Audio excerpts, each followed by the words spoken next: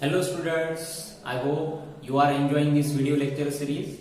Okay, so in a magnetic material madla second topic, that is the magnetic dipole moment of an electron. तर या वाल्या topic वर आपल्याला एक derivation विचारल्या जाणार आहे 3 मार्कला. ओके, आता या चॅप्टर मध्ये एकच डेरिवेशन असल्यामुळे हे डेरिवेशन इम्पॉर्टंट बनेल. बोर्ड एग्जाम साठी डेरिवेशन इम्पॉर्टंट बनणार. तर क्वेश्चन विचारला जाईल तुम्हाला, derive and expression for magnitude of magnetic dipole movement of a revolving electron. तर हा क्वेश्चन तुम्हाला 3 मार्कला विचारला जाईल. डायग्राम आपल्याला ड्रॉ करायची आहे लाईक दिस. आता एक इलेक्ट्रॉन आपण कन्सिडर केला. या डायग्राम मध्ये आपण एक इलेक्ट्रॉन कन्सिडर केला आहे, जो इलेक्ट्रॉन या सर्क्युलर ऑर्बिट मध्ये फिरणार. ओके, सो ज्या प्रकारे आपण डायग्राम ड्रॉ केली त्या प्रकारे पॉइंट लिहित जायचे. Let us consider an electron revolving around positively charge nucleus. Okay, तर आपल्याला माहित आहे ऍटम मध्ये न्यूक्लियस असतो आणि त्या न्यूक्लियसच्या भोवती इलेक्ट्रॉन रिव्हॉल्व करतो. ओके, तेच आपण इथे लिहिलंय. Let us consider an electron revolving around positively charge nucleus in a circular orbit. त्या सर्क्युलर ऑर्बिटची आपण रेडियस कन्सिडर केली आहे r, small r. Now second point, it can be compared to an current carrying loop. Okay, आता या वाल्या diagram मध्ये तुम्हाला एक ऑर्बिट दिसून राहिला असेल आणि एक इलेक्ट्रॉन दिसून राहिला असेल.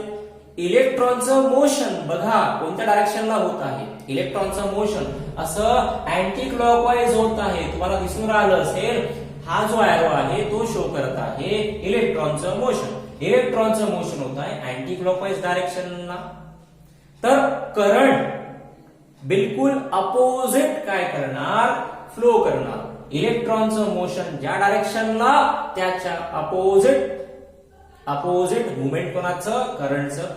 सो इलेक्ट्रॉन फिरत आहे in a anti clockwise direction. So current will be flow in a, sorry my mistake, here the electron is revolving. इथे जो हा इलेक्ट्रॉन आहे हा इलेक्ट्रॉन क्लॉकवाईज डायरेक्शननी फिरत आहे, तर करंट फिरणार अँटी क्लॉकवाईज डायरेक्शननी. Okay, it can be compared to a current carrying loop in which current flows in a opposite direction to that of the motion of an electron. तर हा जो current असतो electric current इलेक्ट्रॉनच्या मोशनच्या बिलकुल opposite flow करतो. Okay, तर हा असा लूप आहे ज्याच्यामधून करंट फ्लो होत आहे.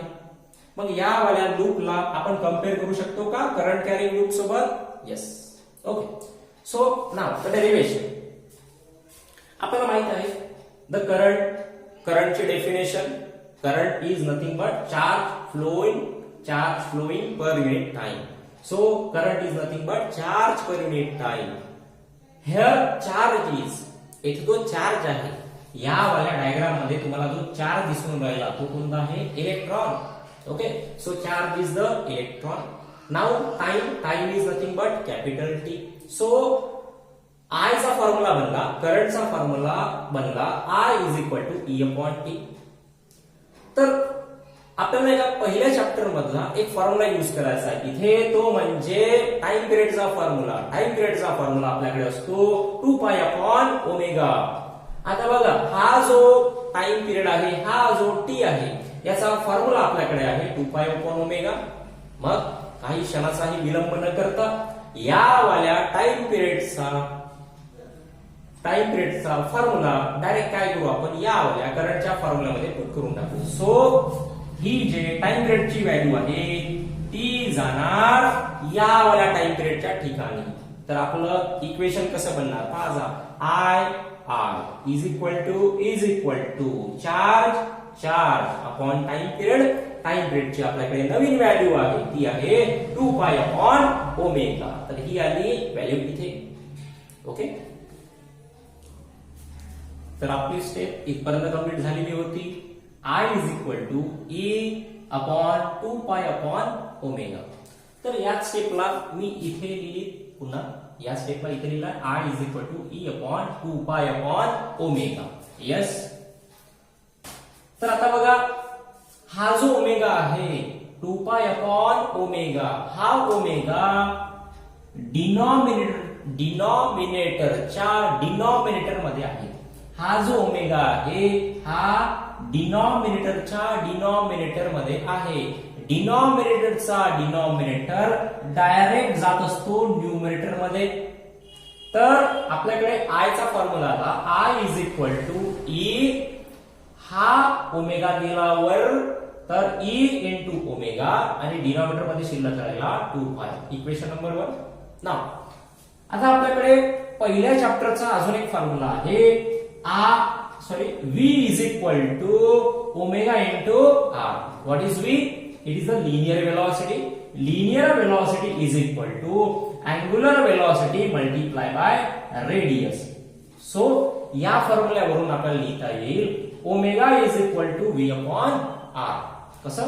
जर हा वाला r इथे मल्टिप्लिकेशन मध्ये आहे, इकडे गेला तर डिवाइड. हा वाला r इथे मल्टिप्लिकेशन मध्ये आहे, या वाल्या लेफ्ट हँड साइडला जर तो जाईल तर होऊन जाईल डिवाइड. ओके. तर पुट आपल्याला ओमेगाची नवीन व्हॅल्यू मिळाली V upon r. Put omega is equal to V upon r in equation 1. This is equation number 1. Equation 1 मध्ये आपल्याला ओमेगाची व्हॅल्यू पुट करायची आहे V अपॉन r. यस. तर इक्वेशन 1 मध्ये आपण या वाल्या ओमेगाची व्हॅल्यू पुट करणार आहोत V अपॉन r. तर E जसा आहे तसा ओमेगाची व्हॅल्यू आपण पुट केली V अपॉन r आणि डिवाइडेड बाय 2 पाय. ओके. नाउ हियर इथे हा जो r आहे, इथे हा जो r आहे हा वेलोसिटीच्या डिनॉमिनेटर मध्ये आहे. हा जो r आहे तो वेलोसिटीच्या डिनॉमिनेटर मध्ये आहे. तर हा जो r आहे हा डिनॉमिनेटर मध्ये चालला जाईल. पहा जर कोणतीही व्हॅल्यू डिनॉमिनेटर मध्ये असेल तिला डिनॉमिनेटर मध्ये लिहून टाकायची. तर आपल्याकडे करंटचा एक नवीन फॉर्म्युला तयार झाला. Current is equal to EV. हा इथे E आहे, हा V आहे. EV आणि हा जो R खाली गेला मिळून तयार झाला 2 पाय R. तर करंटचा आपल्याकडे नवीन फॉर्म्युला आला. Current is equal to EV upon 2 pi R. Okay. त्यानंतर आपल्याकडे एक फॉर्म्युला असतो ऑर्बिटल मॅग्नेटिक मोमेंट. पहिल्या लेक्चर मध्ये आपण डिस्कस केलं होतं व्हॉट इज मॅग्नेटिक मोमेंट आणि त्या मॅग्नेटिक मोमेंटचा फॉर्म्युला सुद्धा आपण डिराइव्ह केला होता. माझं सजेशन राहील तुम्हाला पहिल्या व्हिडिओकडे तुम्ही जावं आणि तो पहिला व्हिडिओ पाहावा. तर ऑर्बिटल मॅग्नेटिक मोमेंटचा आपल्याकडे फॉर्म्युला आहे orbital magnetic moment is equal to NIA. आताच आपण I that is the current ची व्हॅल्यू कॅल्क्युलेट केली आहे. Current is equal to EV upon 2 pi R. Okay. Current is equal to EV upon 2 pi R. त्यानंतर N capital L that is the number of loop. Capital N that is the number of loop. तर आपण या वाल्या derivation मध्ये तुम्हाला आठवत असेल तर आपण अशी डायग्राम ड्रॉ केली होती. यस. तर या वाल्या डायग्राम मध्ये नंबर ऑफ लूप किती आहे 1. सो कॅपिटल L ची व्हॅल्यू सुद्धा होऊन जाईल 1. एकच लूप आहे याची व्हॅल्यू 1. त्यानंतर area A for area of the loop. आता हा बघा हा एक काय आहे सर्क्युलर पार्ट आहे. हा काय आहे एक सर्क्युलर पार्ट. मग सर्क्युलर पार्टची जर रेडियस r असेल तर त्याचा एरिया असतो 4 पाय r². यस. याच्या सर्व व्हॅल्यूज आहेत करंट N एरिया या सर्वांची व्हॅल्यू आपण काय करू मॅग्नेटिक मोमेंटच्या फॉर्म्युल्यामध्ये पुट करून टाकू. Okay. So M is equal to N ची व्हॅल्यू तर 1 आहे. N ची व्हॅल्यू 1 इथे लिहिली नाही लिहिली काही फरक पडणार नाही. तर त्यानंतर आपल्याकडे आहे करंटची व्हॅल्यू. करंटची व्हॅल्यू आहे EV अपॉन 2 पाय R. इथे मी पुट करणार. ओके. करंटची value EV upon 2 pi R. त्यानंतर मल्टिप्लाय बाय काय आहे एरिया. तर एरियाची व्हॅल्यू पाय आर स्क्वेअर. आता जे काही कॅन्सल होणार आहे, इमानदारीने जे काही कॅन्सल होणार आहे ते कॅन्सल करू. तर पाय पाय गेट कॅन्सल, पाय पाय गेट कॅन्सल. हा जो आर आहे, आर, हा आर आणि हा आर स्क्वेअर, तर या आर स्क्वेअर मधला एक आर कॅन्सल. आता शिल्लक काय राहिलं, m इज इक्वल टू 1/2. आता हा बघा, हा जो 2 आहे हा अपॉन मध्ये आहे. या 2 ला जर वेगळं लिहायचं झाल्यास कसं लिहिता येईल, 1/2. त्यानंतर इथला ई, इथला व्ही आणि इथला एक आर शिल्लक राहिला. तर आपल्याकडे मॅग्नेटिक डायपोल मुवमेंट याचा वाला फॉर्म्युला बनला हाफ इंटू EVR. ओके. तर 2 मार्काला जर तुम्हाला हे डेरिव्हेशन विचारलं गेलं तर इथपर्यंत डेरिव्हेशनला कंटिन्यू करायचं. और जर इक्वेशन 3 मार्कला आलं, इक्वेशन जर 3 मार्कला आलं तर याला समोर आणखी कंटिन्यू करून नेक्स्ट फॉर्म्युला आपल्याला डिराइव्ह करायचा आहे. तर 3 मार्काला जे आपल्याला एक्सटेन्शन करायचं आहे ते या प्रकारे राहील. आपल्याला मॅग्नेटिक मुवमेंट साठी फॉर्म्युला मिळाला 1/2 EVR. आता या इक्वेशनला आपल्याला मल्टिप्लाय आणि डिवाइड करावं लागणार आहे by me, that is the mass of electron. तर मास ऑफ इलेक्ट्रॉनला डिनोट केला जाईल m इंटू e, me. या इक्वेशनला आपण मल्टिप्लाय करू आणि डिवाइड करू me ने. इक्वेशन काय बनणार, m is equal to half into EVR multiply by me and also divided by me. Now, आता हा जो me आहे हा me 2 ला मल्टिप्लाय मध्ये चालला जाईल, तर बनणार तो ट्वाइस 2 मल्टिप्लाय बाय me. आणि हा जो me आहे हा me VR ला मल्टिप्लाय मध्ये चालला जाईल, तर me multiply bye v into r. Okay. आता ही जे क्वांटिटी आपल्याला दिसून राहिली या सेकंड ब्रॅकेट मध्ये, ही जे क्वांटिटी आहे mass of electron multiply by velocity of electron multiply by radius, ही कदाचित आपल्या परिचित असलेली काय असेल क्वांटिटी असणार. Mass multiply by velocity multiply by radius, it is nothing but angular momentum. Mass of electron multiply by velocity multiply by radius is nothing but angular momentum. आणि याला डिनोट केला जाईल बाय L. म्हणजे ही जे quantity तुम्हाला दिसत आहे या फॉर्म्युल्यामध्ये, ही जे क्वांटिटी तुम्हाला दिसत आहे या क्वांटिटीला रिप्लेस करून तुम्ही सिंपली पुट करू शकता L, that is the angular momentum. तर इक्वेशन कसं बनणार, m that is the magnetic dipole moment is equal to, पाजा ही क्वांटिटी सेम जशी आहे तशी, E upon twice me, E upon twice me quantity जशी आहे तशी, आणि या क्वांटिटीला रिप्लेस करून आपण लिहिला L, that is the angular momentum. Second इक्वेशनला कंटिन्यू करू. अगेन अँगुलर मोमेंटम, याच्याकडे याचा आणखी एक आपल्याकडे फॉर्म्युला आहे. Angular momentum is equal to NH upon 2π. Okay. आपल्याकडे अँगुलर मोमेंटमचा आणखी एक फॉर्म्युला आहे, L is equal to NH upon 2π. Here L is nothing but Planck constant. Okay.